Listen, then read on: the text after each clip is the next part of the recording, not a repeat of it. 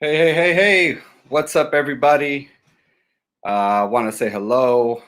Thank you guys for coming again to the Win by KO show. I got a special guest today that I'm excited to introduce.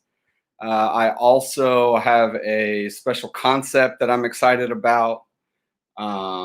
Similar to the last time, but with the guests I have, I feel like we'll have a lot of fun with it. So I'm going to bring in my guest here, who's already has a second guest with her. Yo, what's up, Jay? What's up?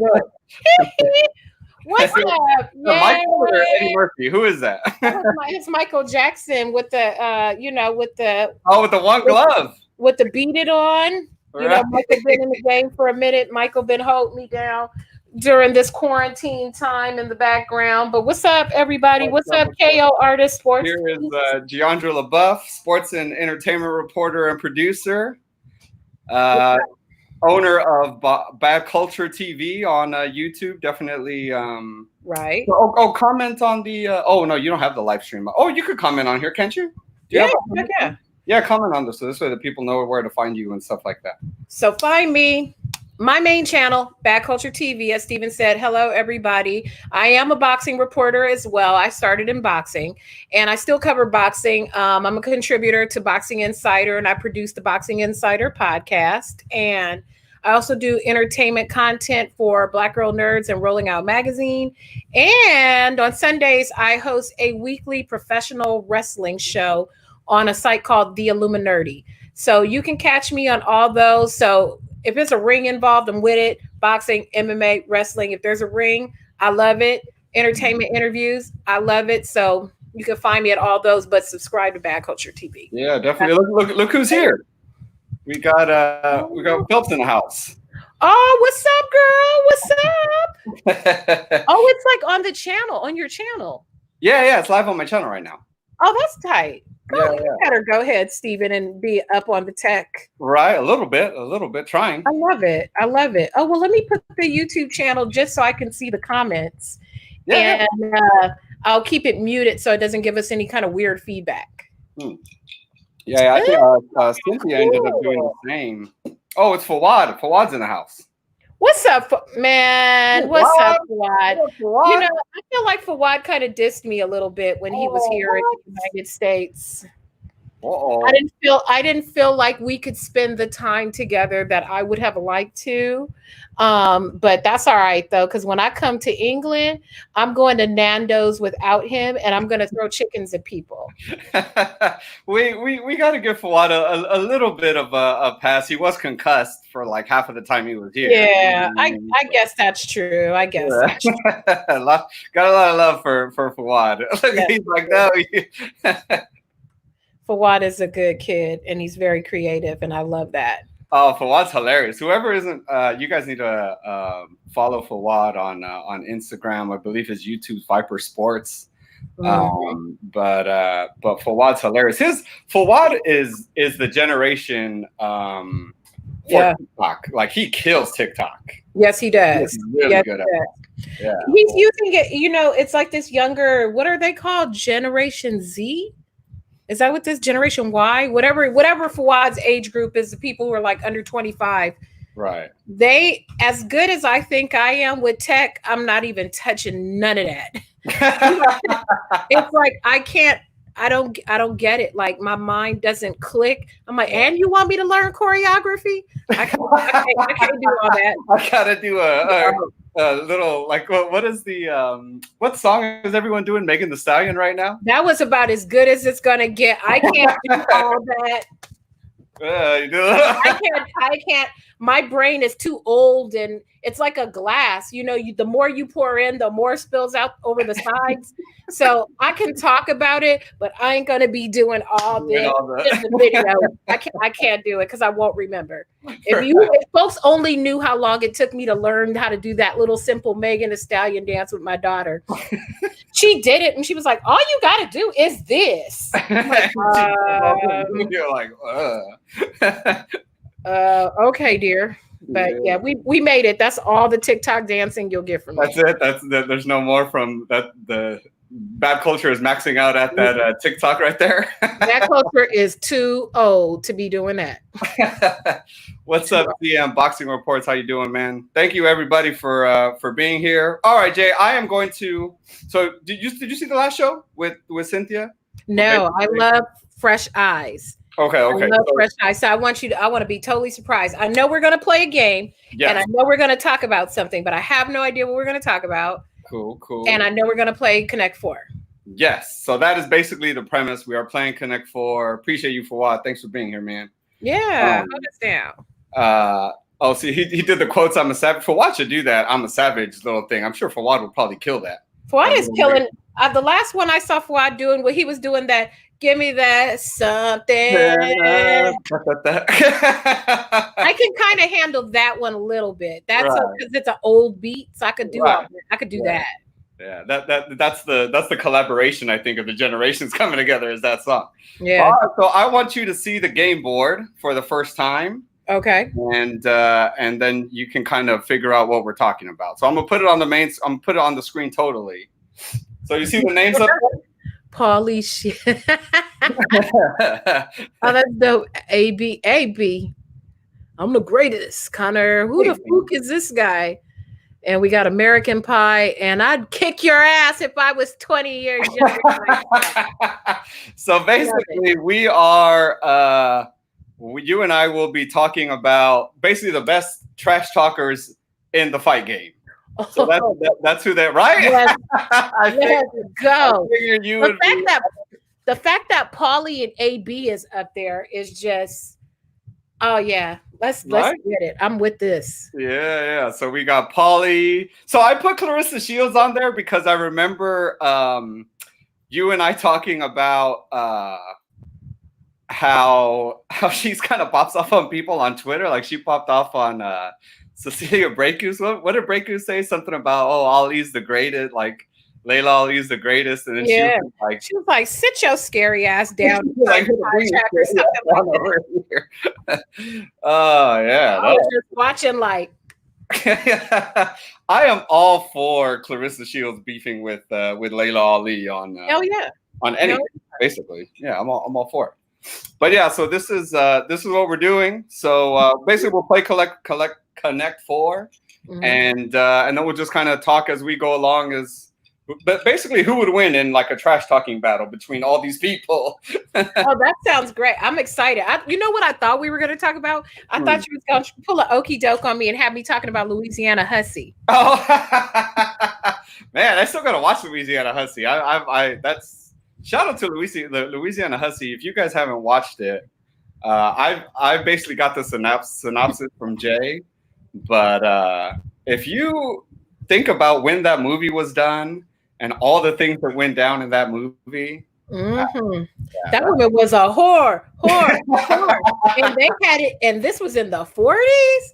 So yeah, if you guys want to watch a wild movie from the 40s, it's just on YouTube. Just put into YouTube Louisiana Hussey and watch that movie. It's off the chain. Yeah, that's gonna be good stuff. All right, Jay. So as the guest, you will go first. So I'll put this on the big screen, and you tell me where you would like to go first. I'm gonna go with AB since he says he needs 10 million to come back to fight. Since he's in the media right now, so we'll start with AB. AB. Always balling about burgers. Almost. Never mind. I feel like I feel AB is kind of probably the head of the new generation of trash talkers. I feel like, and Paulie is obviously out of the game. Well, Connor's, I guess, in there too. They're in there. I mean, Paulie just needs the right spoil to get him really cracking. Because when he's mad, he's bad. I just got a text message from someone in my house that said, "AB on the pads, working hard." So shout out to the Peanut Gallery because I still haven't seen the impression. I want to see the impression. I still haven't. It's quite good. I must say, it's quite good. I gotta see it. All right, let me go. Let me see. I think I'm gonna go Ali right here. I think, which I will say I feel is probably the best. I don't know. Is Ali really the best trash talker? I mean, a lot of people give him respect because he's Ali. Mm-hmm. Is he really the best trash talker that you feel? Maybe at least on the board, maybe not ever of all time. But Ali was talking that big shit back in the day. He was telling Sonny Liston he was a big ugly bear, and he was calling people all kind of stuff out of their names. You know, even when he was converted to being Muslim from being Cassius Clay to Muhammad Ali, he was still talking that big stuff. He was like, "This big ugly bear, I need to be the champion because I'm pretty." I'm like, yes, sir. What do you say to that? But yes, sir. Yes. Sir. Yeah, what do you say? Yeah, no one had the linguistics to compete with Ali. Hey, that's my boy Raul Flores. He's talking about Paulie Malignaggi. Pillow hand. I used to watch Paulie, and man, I like Paulie's. I always like Paulie's his like style. I just wish he had hit harder.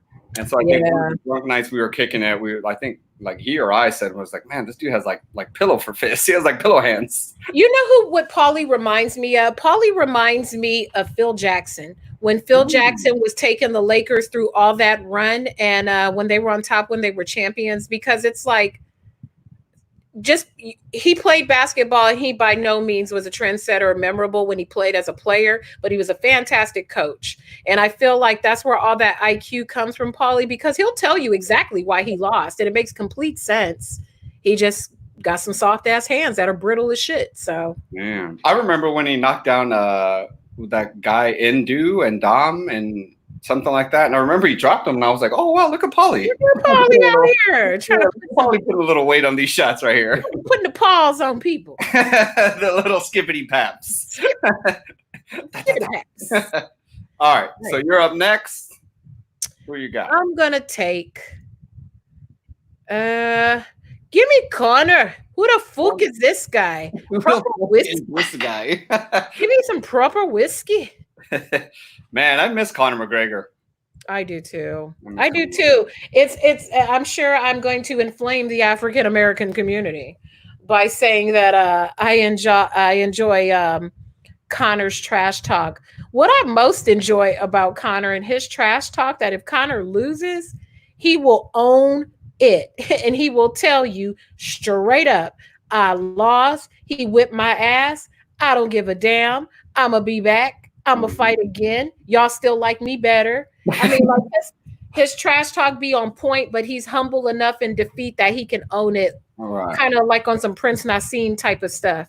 And I like that about Conor. No, I told people that when was it? Even after his biggest win at the time, which was Jose Aldo, people were mad at him. I don't know what fight was next, but I remember thinking yeah, he talks a lot of crap, and I was like, to be honest, like if you watch Conor's post-fight press conference, he's very humble. Even after that huge win, he was like, Aldo is a great champion, the greatest featherweight champion of our time.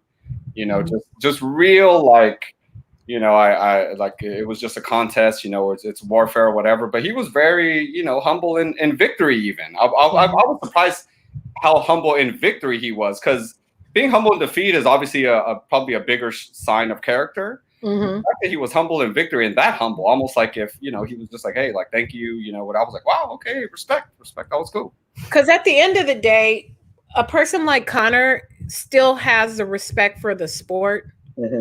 And when you have that respect for the sport, you're going to have respect for your opponent, unless you are him and who is this cracking with all of Khabib. Yeah. Him and Khabib. Some people you just ain't never going to be cool with. And him and Khabib ain't never going to be cool like Johnny Jones and Daniel Cormier. It's never going to happen. They're just never going to be cool. Yeah.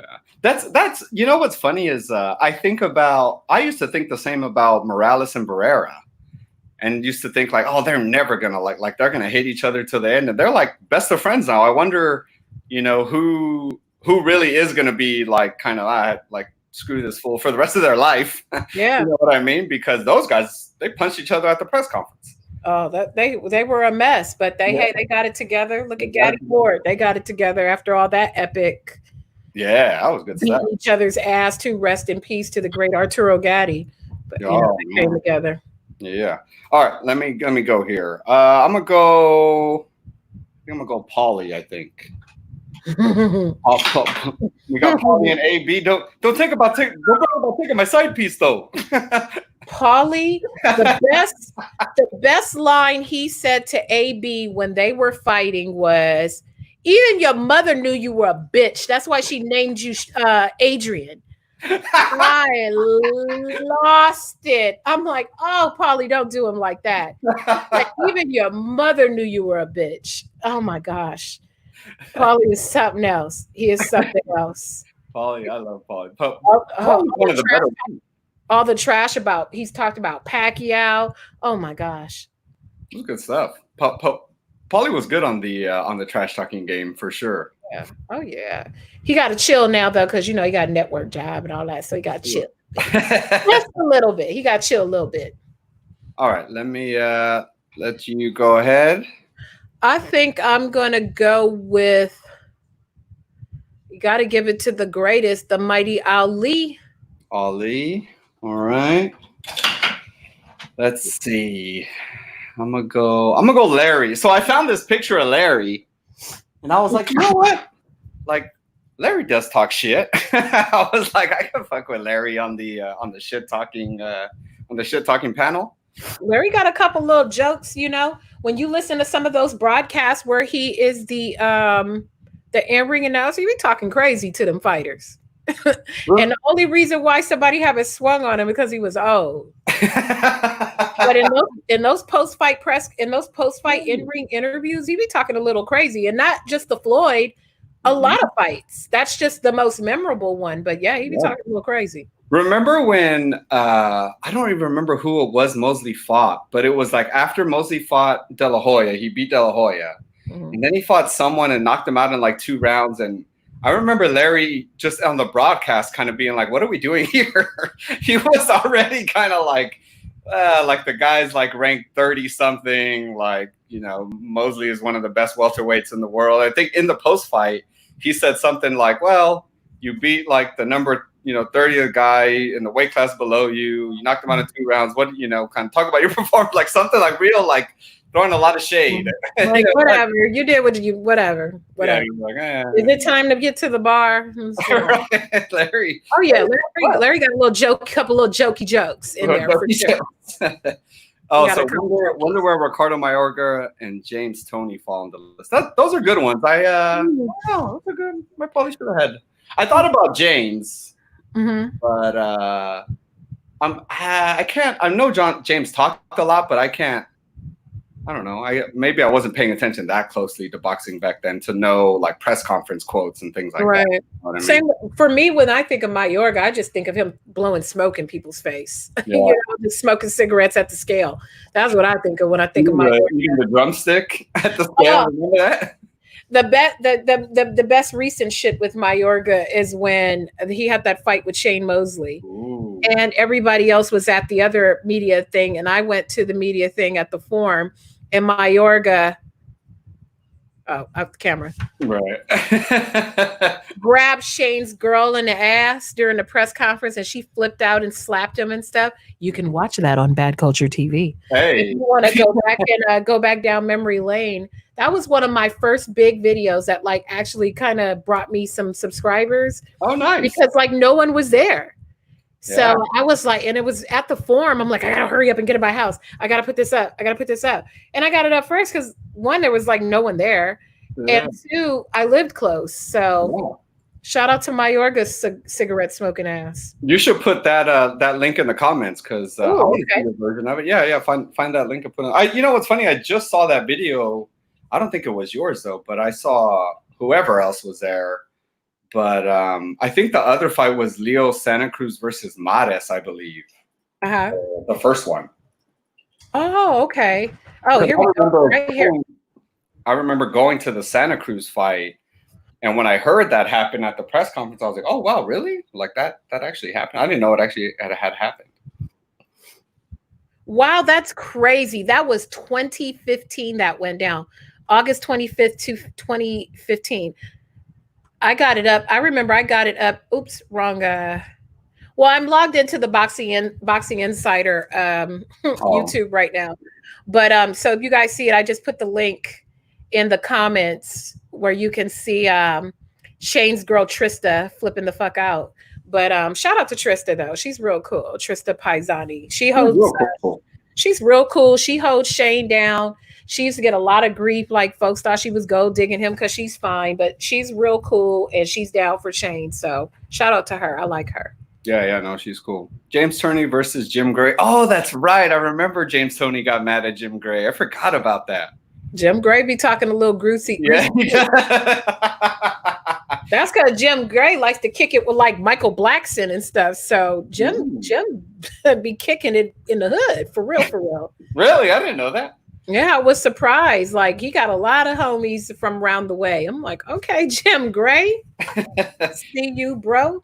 I remember Jim Gray was interviewing James. I think it was after one of the Samuel Peter fights because I think those were on Showtime. And Jim was, like way talking greasy, and James was not feeling it. He was like, "I don't like you," and he hit the mic out of his hand. It's like, He was about to give him a skibbity paps for real. And I met James Toney on my birthday, maybe about whenever it was that Crawford fought Postal. And the press conference was at the Beverly Hilton. I forgot one of them. Yeah, it was that big, nice room. I remember the first time I met Crawford. Yeah, exactly. Mm-hmm. And I went back that night because I went to go screen something and I left my car there. And when I got back to the hotel, because the parking was free, so I'm like, I'm gonna just leave my car here and like take an Uber or something. Mm-hmm. And when I came back, he was in the lobby with Crawford and Crawford's team. And I went to shake his hand, and I kind of have little hands a little bit, but James Toney's hand, when he like shook, don't look at my nails. When I went to shake James Toney's hand, his hand was like engulfed yours. Wait. It was like this much bigger than my hand. I'm like, Jesus Christ. I couldn't even imagine getting punched in the face by like a fist like that. Man, James, big hands.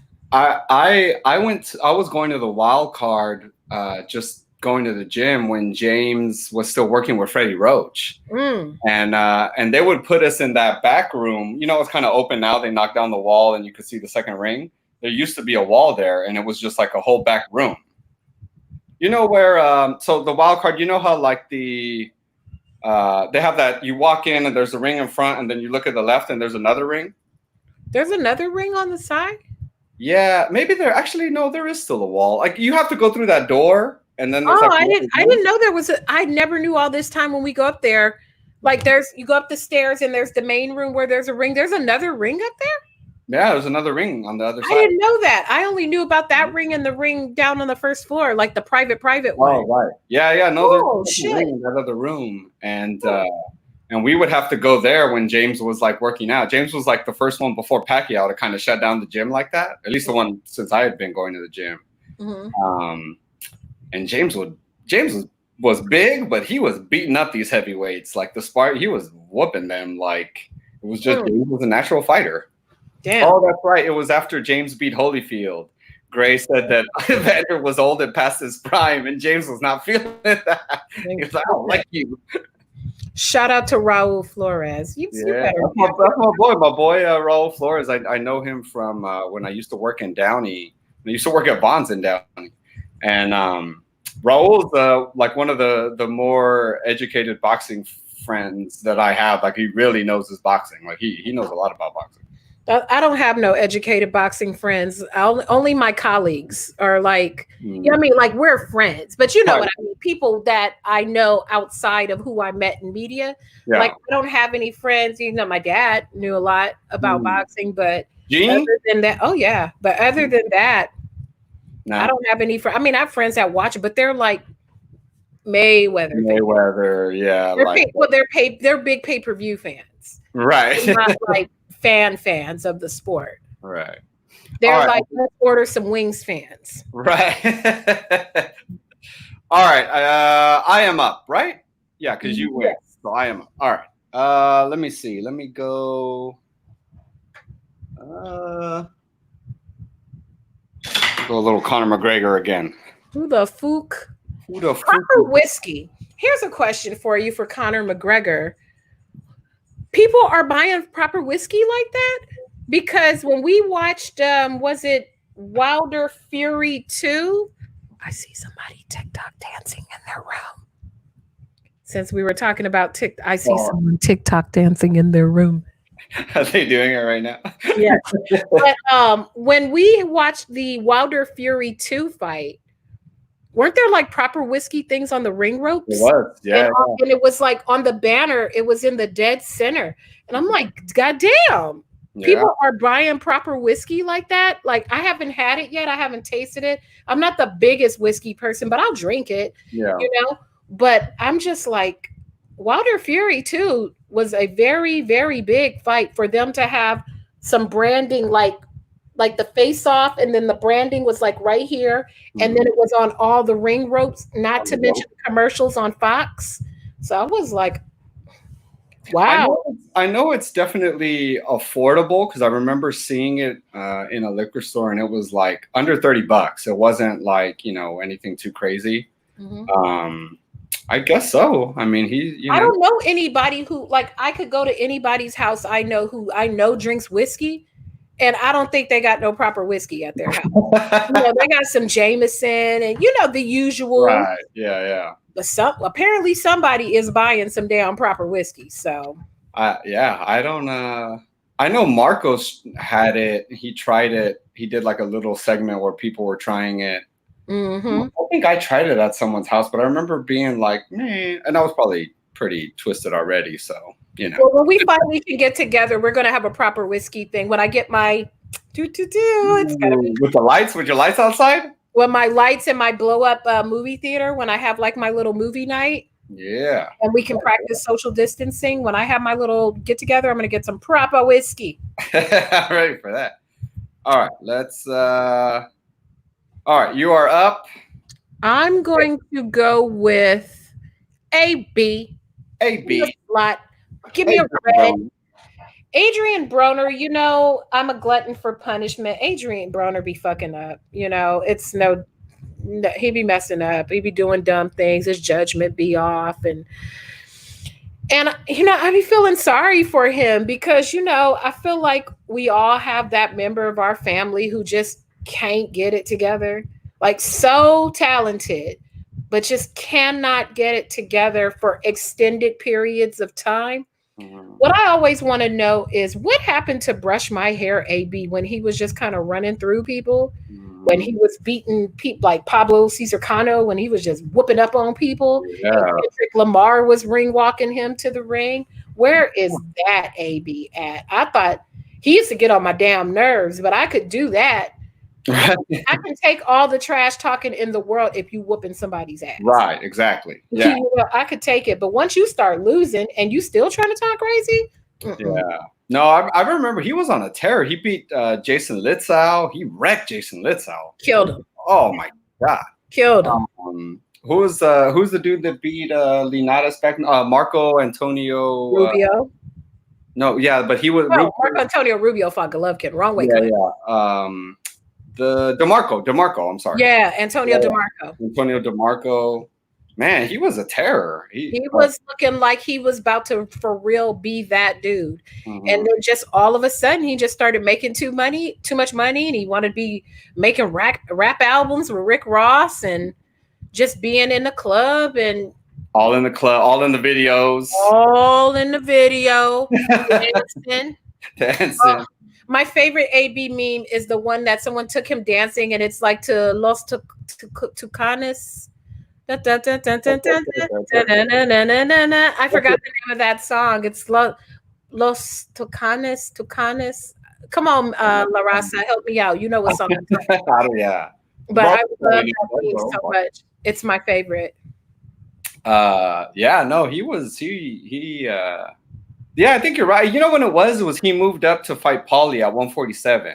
And then he skipped 140. I remember thinking that was a mistake.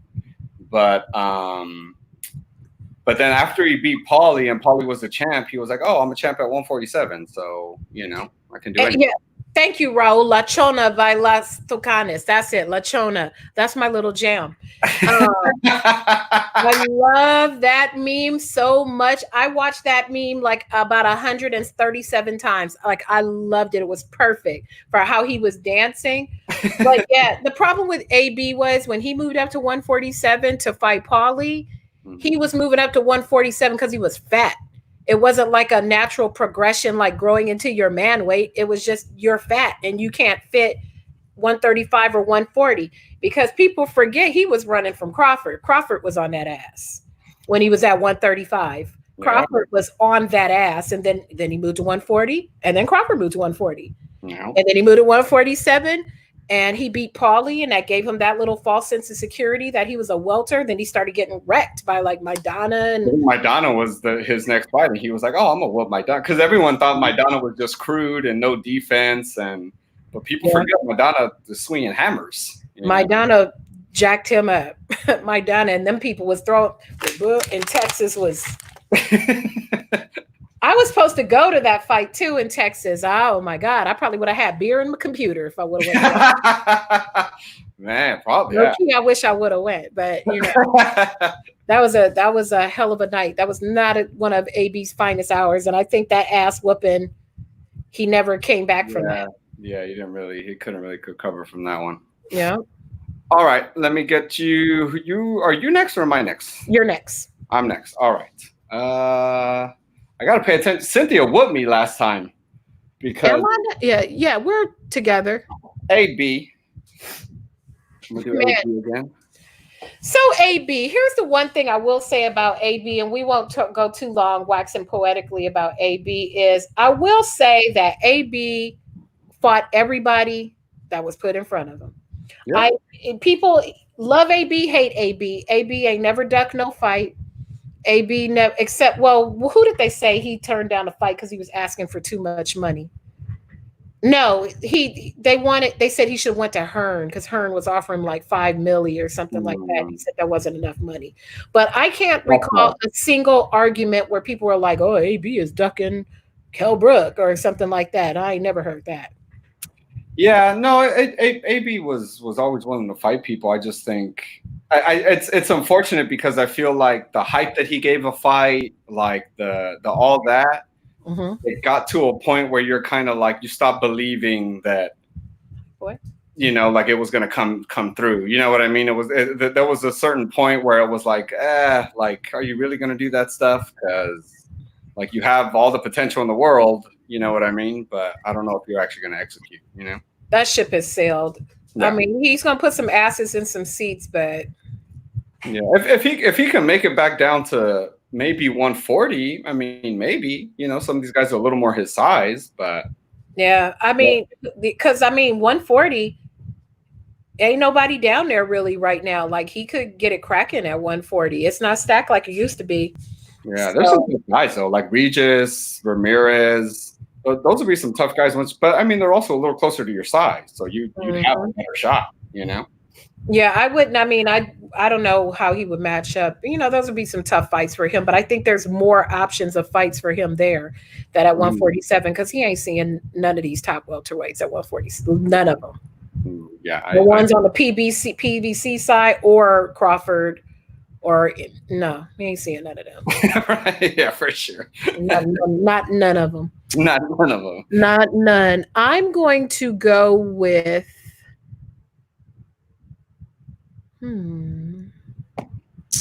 I'm going to go with the greatest of all time. Ali. Ali again. All right. You know, I remember the Ali movie when they remade the Ali movie with Will Smith. It was so weird to hear Will Smith talking like this. Rumble, young man, rumble. It just didn't seem natural, but he did a good job, but it just seemed so forced, like he couldn't act. I remember, like, I've always loved Will Smith, and I was like, how is he going to do Ali? Like, how is that going to turn out? And it turned out good. The size that he put on was... Yeah. He put on like 20 pounds. He was looking good. Looking real... He was looking good. Yeah, he was. Man, that was one of the boxing movies that aged a little better compared to the movie we never got with Usher playing Sugar Ray Leonard. He was What looking was so that? much. I don't even know what even happened to that because he looked so good. He really was looking like the physique, and he was looking like Sugar Ray. But I mean, that movie just came. I don't even know what if it even got released. So I was looking at old Ring magazines. That's how I'm getting these pictures, and I saw Usher even had a Ring magazine cover as Sugar Ray Leonard. he sure did. He Yeah. sure did. I was like, what the heck? And that's when I thought that was just today, and I was like, how? Where is this movie? How come I don't think it ever came out. And you know what's crazy is like Usher be in the mix. Like he don't do interviews, but like when they do that Oscar De La Hoya, Sugar Ray Leonard fundraiser thing, he'd be there. He go to fights. Like Usher be in the mix. He just doesn't talk a lot publicly about boxing. So I don't know what happened with that. Yeah, I don't know. What's up, H Money? Oh, I got what's up, H Money? How you doing, brother? I got Pablo. Broner said himself he wants to move back down south to 140. He could be a gatekeeper for all the lightweight kids that are coming up. Haney, Lopez, Garcia. Yeah. I don't know. I think that's maybe where he's at. Maybe physically, but I don't see Broner really liking the idea of being a gatekeeper. Like, you know what I mean? I'm sure he'll. I don't know if Broner does that. If he's especially a guy like any of the like Haney. Yeah, like those three guys that you mentioned. Pablo's my boy too. I don't know. They'd have to give Broner a lot of money to do something like that. Broner's money. You know what I mean? Like Broner's on some. Broner got a hell of a lot of kids, so he needs all the money. And if for him to take one of those fights, he's going to have to cash out because he might jack him up for real. So. And you're making your name on Adrian Broner, which he's not going to feel that either. Yeah, if whoever gets him is fortunate because Broner is still going to put asses in seats regardless because people are going to be like, he is trash. Let me tune in and see if he's going to lose. Right. If nothing else, Broner motivates people to press buy on that pay-per-view button. Oh, that's true. He does do that. Yeah. Ollie was one of the few fighters that could beat you before he even fought you. He got under your skin like that. Yeah, I think that's what a lot of these fighters try to emulate now, especially Conor, I feel like. He was popping up on people, kind of like Shannon was popping up on Klitschko. That was right there. And with the bodyboard, and he's running around him. That was the best. I was so sad to see that come to an end. Shannon Briggs was wearing Klitschko out, popping up on his food, popping up in the boat in the water. Like it was just so over the top, and it was great. Somebody should have been for real. And the fact that he always had a camera crew with him when he was acting. How did Klitschko not see him coming, especially the water one? Let's go, champ. Wherever you go, champ, I go, champ. You know what? I should have put Shannon on this board. Now that I think about it, that would have been a good. You ought to hit Shannon up and see if he wants to do it with you. You probably would. You probably would. You know what I saw again on the Ring magazine today? Apparently, Shannon has like cannabis farms. Yes, he does. I did not know that. You know what? He was talking about that when he was in the corner for the YouTuber kid, Logan Paul. Was he? Oh yeah. Yeah, at that press conference that day at that fancy ass nightclub hotel that Eddie had us at for the press conference, he was talking, doing a scrum with us, and he was talking about his CBD company. And your boy Marcos was like, "You brought us any samples?" Not this time, champ. Not this time, champ. Not this time, champ. That is it too. I love it every time Shannon gets into an issue, a yelling match with somebody. Whatever security guard happens to be pushing up on him, he's like, "Hey, get off me, champ! Get off me, champ! Get off me, champ! Get off me, champ!" Oh, he was so pissed off when he was that thing going with KSI and Logan Paul, and KSI was friends with Badu Jack. And whoever that was on KSI's team was pissing Briggs. I've never seen Briggs like really lose it. He's very, fun and playful. He don't mean no harm. He just hype. Yeah. But he was about to whoop some ass out there that day. That's not my boy, champ. That's your boy. I don't know him. I love you. What was he saying? He's like, but I know you. He's like, you don't know me, champ. You don't know me, champ. You don't know me, champ. You don't know me. I was like, yeah, you don't know him. Get him, Shannon. No, I saw the videos. I'd left already. I remember it was hot as hell out there at the Staples Center, and I had to leave because I was just like, it's too hot out here. So I watched everybody else's videos of him wilding out. I was like right there in the mix. Phelps was right there in the mix. She had like her top on like right next to, because she was about to interview Shannon. It was all the ladies were like in the mix. I'm like, see, that's why I don't be wearing no damn high heels to the press shit. I only wear high heels on fight night. Man, I remember I happened to get Shannon like as he was walking away, like a second fight broke out, and I happened to be like right in front of him. So I was like, what happened there, champ? And he was like, I don't know, champ. I don't know, champ. Like they want to win me, champ. Like it was like, yeah, yeah, he's a good. Shannon Briggs is a cool dude. You know, he just hype, but he's a nice guy. That's a good idea. I'm gonna invite Shannon on this. He'll get real. He probably is down with the BS for real. I'm gonna put like all the people he doesn't like Klitschko, KSI, maybe. I'll put a bunch of people that he'll want to like, you know. When you talk to your friends, when you talk to your friends, good ideas that come. But yeah, he would be a super fun guest. Yeah. Oh, H Money's talking about how Haney, or what was it? Broner wanted something like 20 million to fight Haney, or basically saying I don't want to fight him. I'm not trying to fight him. Broner. That sounded to me like Broner got some bills because he can't do. You know, what people don't realize is when these dudes is up in the club, they make a lot of money for those club appearances. Because like the chicks make a lot of money. I follow a lot of those Instagram chicks like the Dreas and the people like that. Mm-hmm. And sometimes when they go into those clubs, they getting like 15 racks a pop. So, you know, Broner probably is getting some loot. Like he's probably making some good dough when he goes to the club. He just gets too turned and starts drinking. Whereas he should just kind of front. He got a gang of personality. He should put a little club soda in the glass and be like, "Ooh, it's so lit," and then get the check and be out. Yeah. But you know, he be drinking. You can't get high on your own supply. Exactly. Well, they make dough. Those dudes make dough, or people who do those appearances make dough. Oh, yeah. If anybody wants me to come to their club, man, they can pay me $100. I'll come through. Right. I need a rack. A rack would be cool. a rack and the drinks, man. That's great. That's all good. That's cool. Let me bring like 4 homies. That's good. Yeah, hell yeah. Let's see. Right, let's see. I'm up, right? Yeah. Yes. All right. Let me see. I feel like I got to do some defense here. I'm gonna go from Clarissa Shields. Woo! Clarissa.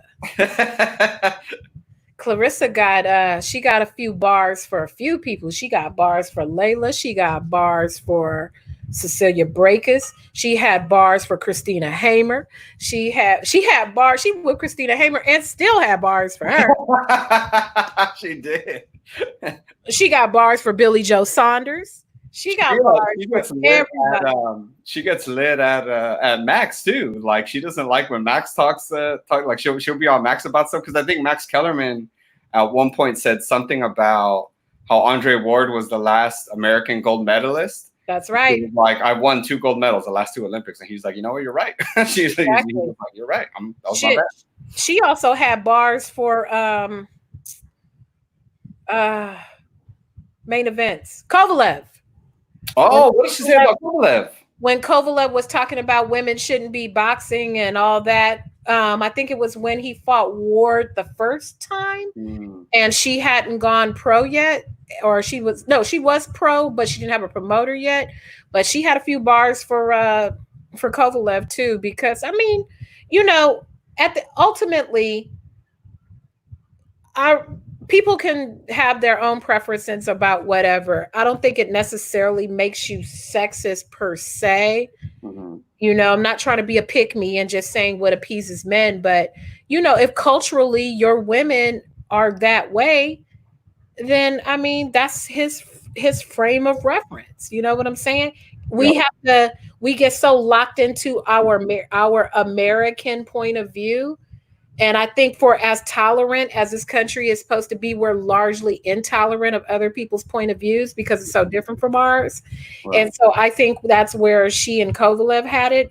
But, you know, it's like, hey, it's the same thing. It's like Tyson Fury. Tyson Fury tell you straight up, he like his woman at home barefoot and pregnant. You know what I'm saying? Holding him down. Yeah. That's whatever. If that's not for you, that's not for you. Yeah. At the same time, I mean, you could say the same thing about Wilder.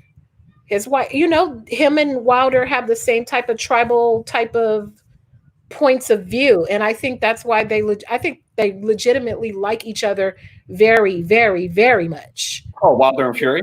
Yeah, for Oh sure. yeah, for sure. And when this is all said and done, then yeah, I think the true kind of pure is going to have to come when they're both retired, like in 10 years when neither of them can fight anymore. And then I think they'll just be, like two peas in a pod. You know what I mean? I want to go. Because I saw someone said Clarissa's overrated. I agree with H Money. I think she's a beast. Exactly. Coach K says, not really, it's just her mouth, but she's a soft-handed volume puncher. How you know? Yeah. How you know how soft-handed her punches are, Coach K? You took a punch from her? What Clarissa suffers from is, that's gonna be women's boxing at the higher weights regardless, because the competition level is not there. The most competitive division for the women is down there where like Katie Taylor is, Heather Hardy, Amanda Serrano, and then even the lighter weights with Sanisa and Marlene, and you got all these young ladies from Mexico who are some killers. Yeah, that girl from Argentina. Yeah, it's just when you get in the higher weight classes for women, there's just less competition. That doesn't mean she's not a beast. Because she's running through people. What do you want? And the fact that I think, did she go back down to 54 to get that junior middleweight title as well? She's gone down every single time. I respect that. She's like, well, it's not here. I'm gonna drop down a weight class. Went down there, got Christina Hamer. Dropped down a weight class. She ready. She dropped down to fight Breakers. Breakers is going down to fight somebody smaller than her. Right. So I don't understand what people want from Clarissa Shields. Yeah, I think the thing about and unfortunately, and I've had this discussion with other female fighters is I don't like the 2-minute rounds. I feel like I don't either. Yeah, that diminishes the women from getting knockouts. I think a lot more. I think for sure Clarissa would have more knockouts if she had another minute to like kind of compound on the 2 minutes of beating she already gave somebody. Michaela Mayer, I think, is another one that would have more knockouts. Anissa probably even. Katie Taylor probably for sure. Katie Taylor has a violent. Yeah. Well, shoot, look at the girl who put the beats on Katie Taylor when Katie Taylor got that gift. Delphine Parsoon, was that her name? Oh, I thought you were talking about the girl from Chicago. What was the girl's name when Katie Taylor was in that fight and she should have taken an L? Oh yeah. I want to see that girl fight. Yeah, that was a good fight. That was a terrific fight. I like Katie Taylor a lot. She's in some good fights. I like her fighting style. But I mean, Clarissa is just going to suffer the effects of her weight, not because she has a weight problem, but just because there's not enough competition there. So that person's name rolls. Yeah. And even with the whole discussion of bringing Layla Ali, I mean, let's say Layla Ali was down, trained, came back. If Clarissa whips her ass, people are going to say it was an old Layla Ali. Right. Yeah, of course. So, she's never going to get the credit for that. I mean, it is Delphine Parsoon. Okay, cool. But yeah, I mean, for no other reason, it's just a money grab. And Layla already said, look, I've been retired a long time. It's going to take a lot of money to get me up off my couch. Which I get. Yeah. I get that. I totally get that. And she's making money without getting hit in the face. So I don't know, why you'd want to really make that change. Amanda Serrano, you know what I realized I was watching old Max on Boxing is Serrano was supposed to fight Katie Taylor, right? Or was that, oh man, that fight would have been great. Hopefully they'll revisit it because that's a terrific, terrific fight. Shoot, I just finished editing some stuff. We're going to drop an episode of the Boxing Insider podcast this week where Larry was catching up with Heather Hardy and just talking about, what's going to happen after this. It was fascinating listening to her think about the future and what it's going to be like even to just spar. She's like, I never clean my pads. Like, I'm a boxer. Like, who is getting their pads and sanitizing their pads before they get that work? Like, we're boxers. Like, the culture of a boxing gym is a totally different thing. There's nobody, it's not like Planet Fitness where somebody's walking around with a spray bottle. It's like you relish getting someone's blood and spit and sweat on you because that's the nature of the sport and the culture. The goal. If that's happening, you're doing better. You're better at your job. Exactly. Yeah, like you're in a clincher, you trying to fight on the inside. Who's trying to be like, give me some Lysol? Yeah. That's just boxing, MMA, just those kind of sports. I mean, hell, even basketball, anything. Right. So. Yeah, it's going to be a while till. Coach K, I think, is a contrarian. Right. Quite contrarian. It's all good. You need all sorts of opinions. True. All right, here we go. Wait a minute. I think it's me because you said you wanted to do some defense. Yeah. So I went there. Yeah, it is your turn. I am going to go with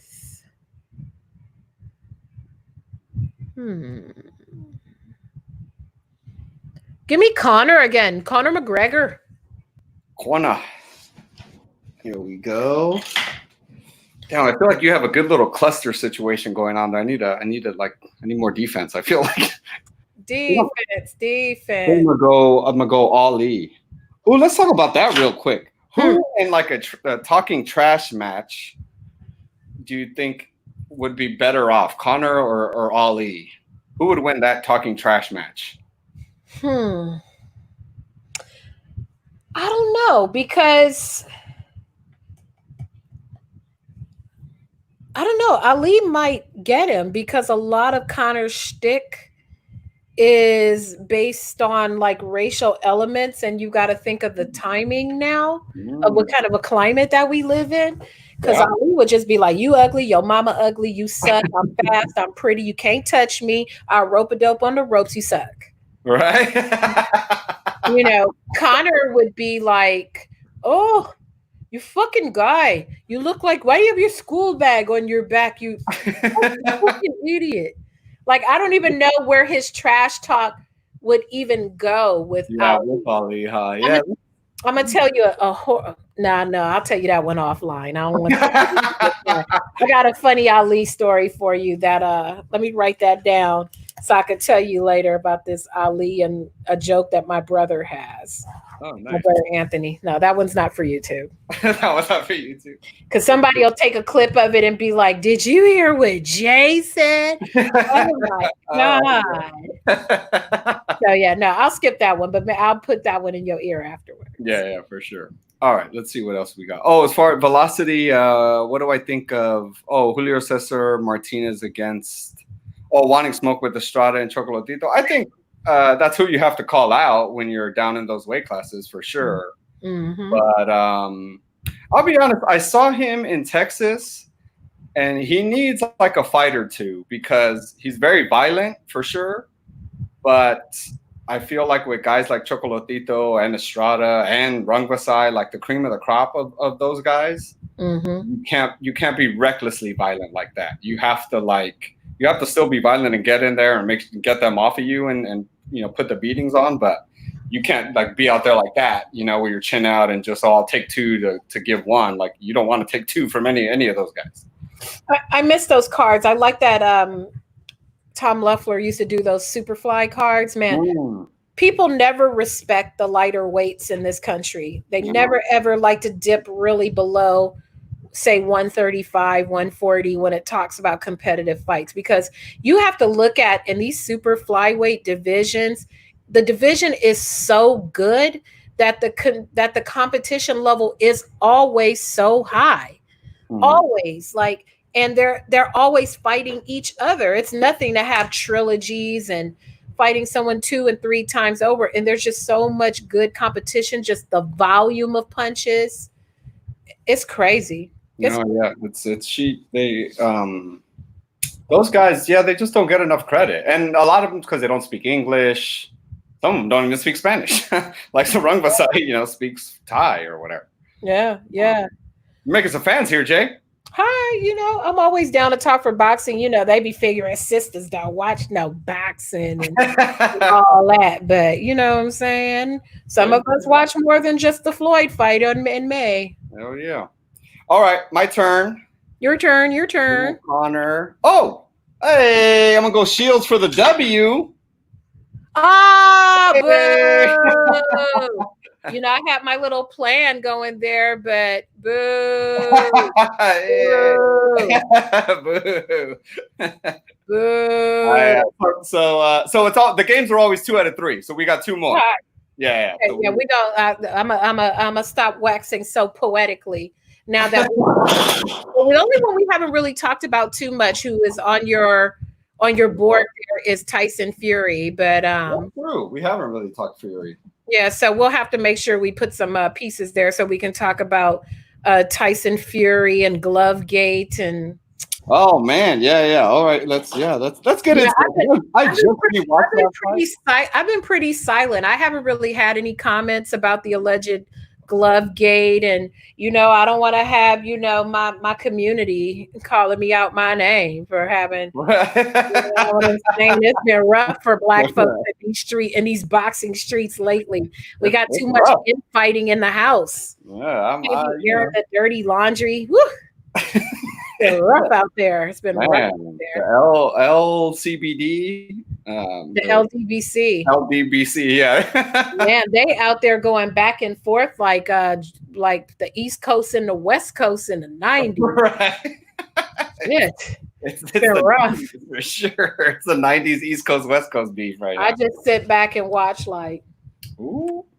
Sippy little tea. I'm not involved because I got love for all my brothers. So yeah, I want to see. I saw that fight again, and man, Wilder had a rough night for sure. It was a tough night. Everybody has a rough night. You know what I'm saying? Every single fighter has a rough night, and that just wasn't Wilder. It just wasn't Wilder's night. He just it wasn't his night. It just wasn't. He said straight. He said it out of his own mouth. He said, that's not how I usually am. I don't even take it as people are like, oh, he's making excuses. I don't find that to be an excuse. He had an off night. He's telling you, I had an off night. Yeah. Who was it? Robert Garcia told me when I talked to him, he was like, when I talked to him about that, he said, I don't know what it was. He's like, but it didn't look like Wilder in there. He's like, it just looked a little off, which I watched it again. I actually saved it because I want to watch it like a third time just to kind of really dissect it, because I just watched it again as a fan just to like, oh man, let me kind of relive it, but I really want to kind of watch it and analyze it again because wait, I have to do my Wilder impression for you. Yeah. I have to do a costume. Hold on, I need a costume. Oh, okay. Are you getting a crown or something and a mask or what? Oh, I wish I had a crown, but I don't have a crown. Oh. But it was looking something like this. Hold on. Let me come back. Uh-oh. I got my costume here. Ooh.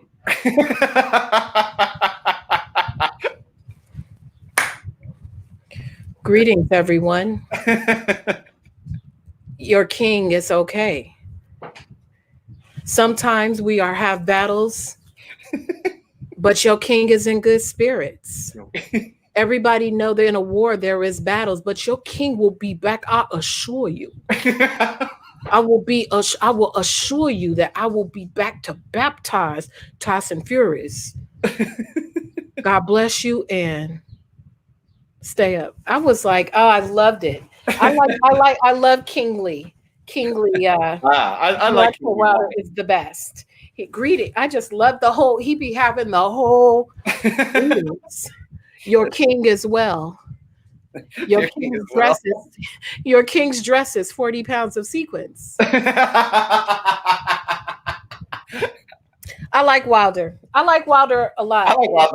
Yeah. His evolution over these years of just talking to him. Yeah. I remember the Wilder who used to be way down on the undercards fighting against Jason Gavern, who was like the heavyweight whipping boy. Like, just put Jason in there. He's free. He's free. Put him in there. Remember all white suit Wilder with the short hair? I remember back in the day, we did an interview when Michelle Rosado, Raging Babe, and I were doing the podcast. We did an interview with Errol Spence. And this is when Errol Spence was even way down, like Yeah. fighting on the undercards. You know what I'm saying? He was like on the come up. This was before he had his first kind of like title run. And Errol Spence said, we asked Errol, would you let Wilder pick out a suit for you? Because that's when Wilder was wearing like the white jacket with the black gloves and was kind of ill fitting. It was looking a little church deacon. It looked a little like when you had. I saw a meme that says you either have a suit for court or you wear a suit, and it was like the suit for court because it was like too big. It was just like not a tailor in sight. And I remember Errol Spence's response to us asking if he would let Deontay Wilder dress him was the best. It was so funny. I'm gonna drop that link in the chat. Man, y'all just don't know. People don't give us our props back. We had some good interviews back then. And it was before your favorites were on the come up. Hell, I remember talking to Terrence Crawford at, I think it might have been like Pacquiao Bradley 3. Did they fight 3 times? They fought 3 times. Yeah, 3. And I remember he was so shy, like so shy. He was super friendly. Just I asked him what his thoughts were, and he like barely could get it out.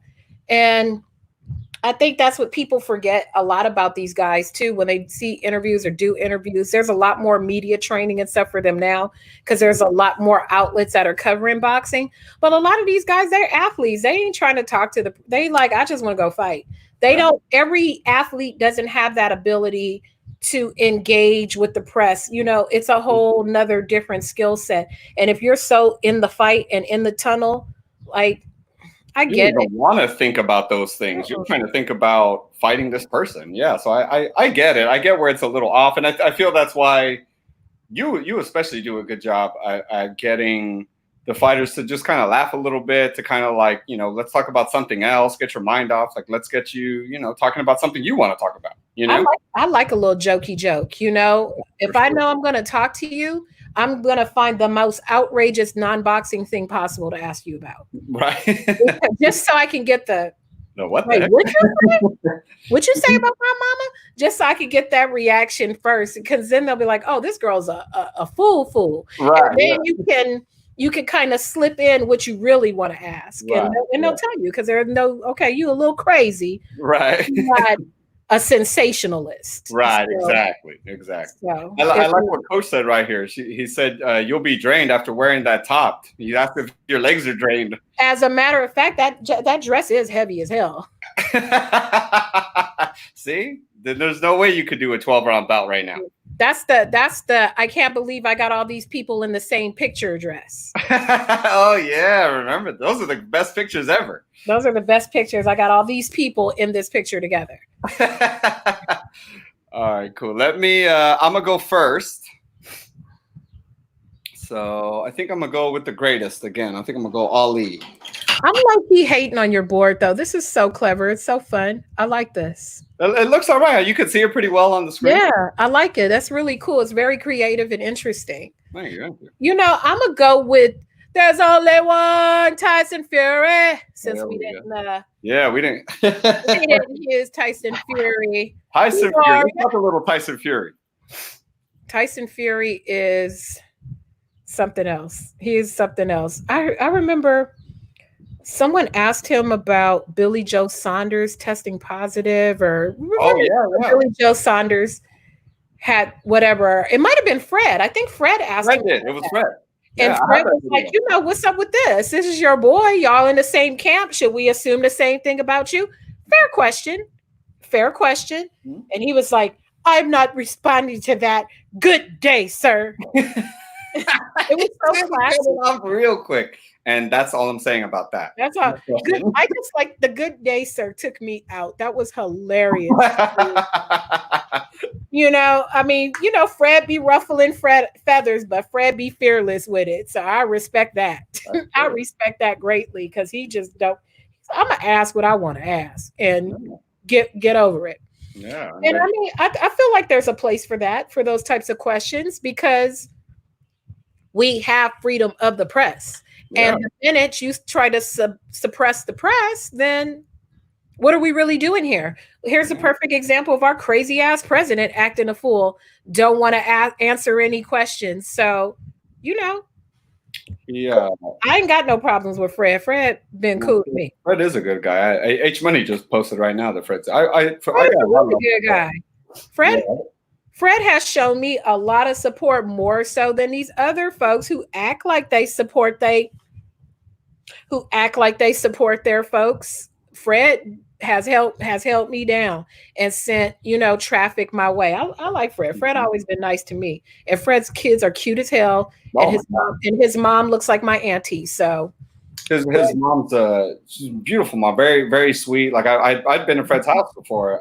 We did like a fight guys at Fred's house. Mom was real nice. The kids are beautiful. Fred, that's another thing that you said about Fred, that Fred always gives me love with. I've had people tell me that, hey, did you see Fred shouting out on your channel? And I was like, oh no. Yeah. So it's not even like me happening to like when I comment on Fred stuff, he's always like, hey, follow KO. Exactly. In his chat, be like, hey, I just followed. Exactly. Like I've had people come to me afterwards and be like, oh, hey, Fred was talking to you. Like someone told me, Chris from TV Book Sale, which is also on YouTube. He told me, he's like, hey, do you see Fred talking about you? And I was like, no, he was when I was in Saudi. And he was like, yeah, when you were in Saudi, Fred was like, follow KO Sports, the young brothers out there. Like, he's getting you guys all this exclusive footage. Like, he's tight with them. Like, and I was like, wow, really? He's like, yeah, Fred was hyping you up. I was like, man, that's just a lot of love. That's love. My best Fred story, and I told him this before, and he cracked up. We had a press conference maybe about like 2 years ago, and it was over here on Century, close to my house for it was like a Golovkin. I think it was a Golovkin fight. I don't remember who Golovkin was fighting. It had to be Golovkin if we were on Century, because we don't go to too many press things there. Wow. I remember I parked on the little service road there when we used to be able to park there at the meters, and a car was pulling up like a nice fly whip. It wasn't a Tesla. He was in some other fly shit. And the windows were tinted and the car was beeping at me. And I looked at the car and I was like, oh shit, I must be looking cute today. Who's in this car? The window rolled down. It was my boy, Fred. I was like, Fred, I'm glad to see you, but I thought I was pimping today. I told him that and he cracked I really thought I was looking. I thought I was looking. I was like, I know my little ass look good in my jeans today, but I thought it was really cracking, but it was my boyfriend. So shout out to Fred. Yeah, shout out to Fred. Oh man. All right, here we go. Let's see. Fury Ollie. Okay, so I am next. Let me see. I'm gonna go Paulie, I think. Paulie Malignaggi. Let's see where I want to go from here. I used to like to want to troll Paulie a bit back in the day because Paulie is a Trumper. Well, I don't know if he's so much a Trumper, but I know he's a Republican. And I like to watch him and Al Bernstein, like they like to get back and forth with it on Twitter every once in a while. But when he was getting too heavy on the Trumper stuff, or the Republican stuff, I used to want to be a troll and be like, Bensonhurst don't have the best history for Black people. If you want to know about Bensonhurst, where Paulie is from, just Google Bensonhurst and Black people, and you tell me what you find. That's your Googling for today. But Paulie cool. Paulie all right. Yeah, Paulie all right. Paulie all right. Let's see. Let's go with Larry Merchant's crazy self. Larry Merchant. Big old eyes. Oh, Larry. I miss Larry. I know. Let me see. I think I'm going to go AB. Adrian Broner. In here, getting escorted out the MGM. Out the MGM. Man, I couldn't believe that when we were at the fight and he was in the press room with Zab and Tank. Was it him, Zab, and Tank? Wilder too? It was everybody. That's when everybody went. It was like Terrence was in there, Haney was in there. Everybody. He left out the room and they like arrested him. Escorted him out. Yeah. Poor AB just can't get a break.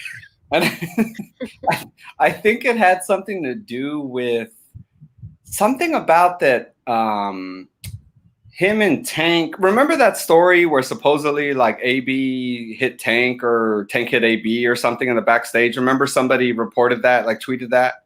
Oh no, I didn't see that. Yeah. I didn't know that. Yeah, like Tank and AB. That was some. Chris Maddox had tweeted it. Something about the Eagle Claw. Tank hit AB or something. They got into a scuffle or something. But that happened during the Canelo versus Jacobs fight. That's what it was. That's right. Yeah, and supposedly they were like acting a fool. And so then now, like they're not, or at least AB isn't allowed, from what I understand. Yeah, on the property, on the MGM property. Yeah, yeah. Man, I remember once we did an interview. Michelle and I did an interview with Tank. And Tank and AB was on the outs during that particular time, and he was calling Mr. Broner all kind of female kitty cats. I was like, oh. I'm like, sir, we're going to get our video flagged. Easy. Sir, please. Sir. Language. At least say female kitty cats so we can get our little YouTube money, please. Right. No, that's my little, yeah. Easy. Calm down a little bit. Easy. Calm down. Let's see. All right, I got to go with my girl, Clarissa Shields. Shields for the block. For the block. I think I'm going to go Clarissa Shields myself, actually. All right. I'm going to go now with, let me get Connor. We're going to drink some proper whiskey just so we can say we drank it next time. I'm with that idea. Yeah. I don't know. We're not going to be like in the old school movies where they just sit at the bar and they'll fill her up. Give me again. Because I'll be passed out in that grass again like I was during our happy hour. Connor can't even do that. He hits old people at the bar when he's just getting lit like that. Remember? He can't be hitting Uncle McDougal. Don't be hitting people in the bar. Don't be hitting Uncle McDougal out there. Don't be hitting people. That's not cool. Elder abuse. The what? I said elder abuse. Don't be hitting. All right, let me see. I'm gonna go No, wait a minute. What am I doing here? I'm gonna go Ali again, I think. Ali, Boombaye. Ali, Boombaye. Let me get Paulie Malinaji. I'm gonna go a little AB again. Hey, you know what I'm noticing playing this game is which spots tend to be the more more used. And so I feel I need to kind of do that to like put those people in those certain spots that are maybe the most kind of highly whatever, like have the highest subject matter or whatever it is. You know what I mean? Smart. That's very smart. Because we wouldn't put like Hassan and Dom. Right. Right. I'm not gonna put Endom on any of these. I remember I went to see him fight Curtis Stevens here in LA. Who was it? Curtis Stevens. He and Curtis Stevens were fighting, and they did their fight at the thing in Santa Monica, the airplane. Oh, the hangar. The hangar. Mm-hmm. And at the hangar that night, I was leaving the fight, and Curtis Stevens won the fight, or did he lose the fight? I can't remember. He beat Endom. Yeah, I'm pretty sure he won. Yeah. But the craziest story to come out of that is, who's homeboy, the heavyweight, Charles Martin. Charles Martin was at that fight. Former heavyweight champion Charles Martin. Former heavyweight champion King Charles Martin. King Charles Martin. But this was Charles Martin before Charles Martin was signed with Al Heyman. Oh, okay. And I remember leaving the fight and walking to my car, and I hear somebody's footsteps behind me. Hey. And I'm like, the hell? And it's Charles Martin. Hey, are you a reporter? I want you to interview me. Typical sister attitude. You fight? Who are you promoted by? Who are you promoted by? Just to say something, huh? And he's like, I don't have a promoter yet, but I'm gonna be signing with Al Heyman. I was like, yeah, I'm sure. I'm signing with Al Heyman too. I was like, just a, you know what? And I was like, well, when you get a promoter, holler at me and I'll interview you. Wow. Just rude. Just rude. Jay, big timing. Big timing. That was a heavyweight champion of the world, Charles Martin here. Right. And I don't even big time anybody like that now. And I still ain't got no clout. I must have been, I don't know. I must have been drinking that night. I don't know what I was tripping off of. Just rude. Get a promoter. And when you get a promoter, I will interview you. So shout out to Charles Martin, who is a nice guy. He a wild one too, but he's a nice guy. He's very respectful to, so if I see him again, I'm gonna apologize to him for being a what. Charles worked out with Andy at Legends. And so I'd see Charles all the time. And Charles is always real cool. Like he does get a little like when the camera comes on, I think he kind of has to feel like he has to put on his person, yeah. But outside of that, I wish he would talk to me normally. How he talks to me like off camera, because he's a nice guy. He really is. A lot of them guys are nice. People forget that boxing is a sport that is born of poverty, and with a lot of that comes a lot of armor, and it's not going to be easy to just. Hey there, guy. How you doing? Right, and be that guy. So even especially in that business itself, like there's so many kind of like yes men and leeches and kind of things like that. You got to kind of be like, well, what's your angle? You know what I mean? Exactly. David asked Raul asked. Oh, he heard that Proper 12 is terrible. Oh, okay. Well, I don't know. I think Marco said it wasn't that great, but I don't know. Where is David Hay? Maybe I should have David Hay on the trash talking Olympics. Right? I only had 7. No, if you have David Hay, it has to be David Hay's toe. It can't be all of David Hay.